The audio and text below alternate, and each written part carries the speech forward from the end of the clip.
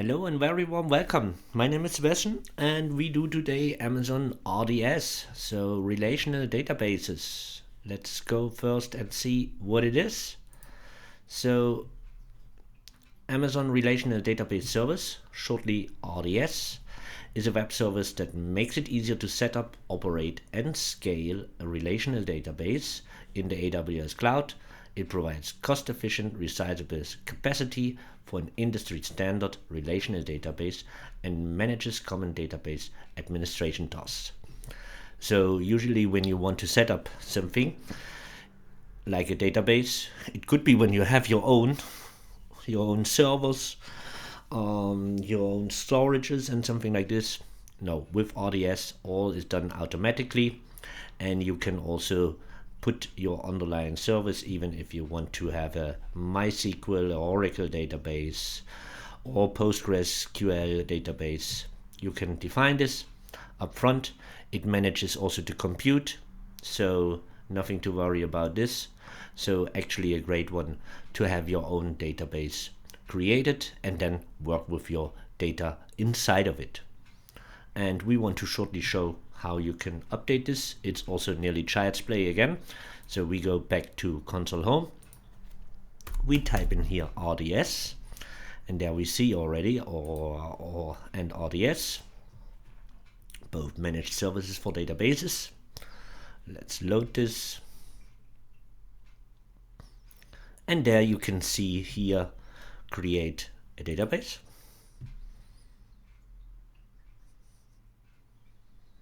And then you have here two options, is standard create or easy create.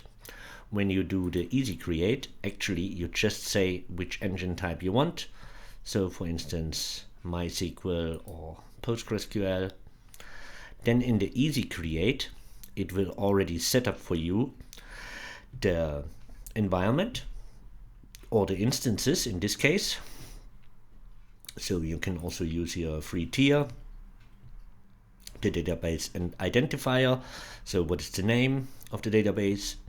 Then you will set up here a master username. So in this case you set just my login is Postgres, and then you will make here a password.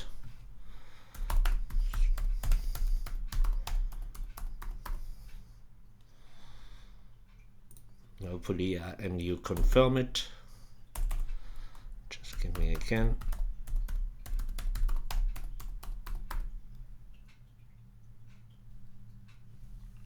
And then all other stuff is already created and you create the database.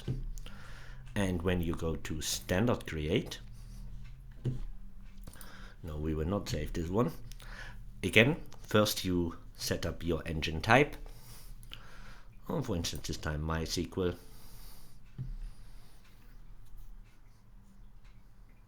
Just wait a moment. Okay, then you choose here the engine version. You can again choose the template, so you want a production environment or you want just a developer or free tier environment. So in this case we go this time with production. We will not launch it, but you will see. So then the availability, so you say okay, you want to have a multi-AZDB cluster development, so this means you will have two instances which are setting up for you. Again, the database identifier, admin. Then you will also, you can use the AWS secrets manager, or again you will use self-managed passwords. You can also auto-generate them, but better was mine actually. Okay.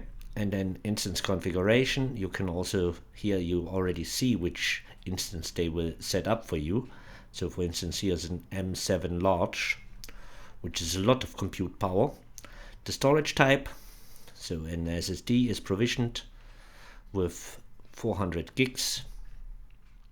IO operations is 3000. And then you can also connect it to your own EC2s when you want, but you don't have to. Put it in your default VPC or your own VPC. You can use different subnets. or so you can choose also your security groups or create a new one.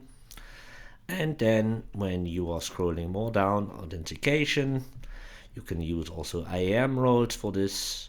You can use the monitoring, and when we scroll more and more down, it will come here. At the end, this is your monthly costs which could occur, and this comes actually due to the fact that we are running free instances which have a lot of power. And when we would use now, just let me go here to the top, we would just use free tier, so a single AZ. Then we go down here, so we would not occur any costs, and then we could click here on create database, and there it's done. It will take a moment until it's created, but this is how you set up your own RDS. So different engines you can use. You can choose also which type of environment you want, even as a free tier in the beginning, or then you go really to production environment when you have a lot of data. You can choose your availability and protect it against certain catastrophic events when you use, for instance, different multi-AZs, your credentials, your security, also your VPCs, and then also how much storage you all need, and so on, also the monitoring, and then again create your database. That's actually it. I hope it was helpful, and I will see you in the next one. Thanks and bye bye.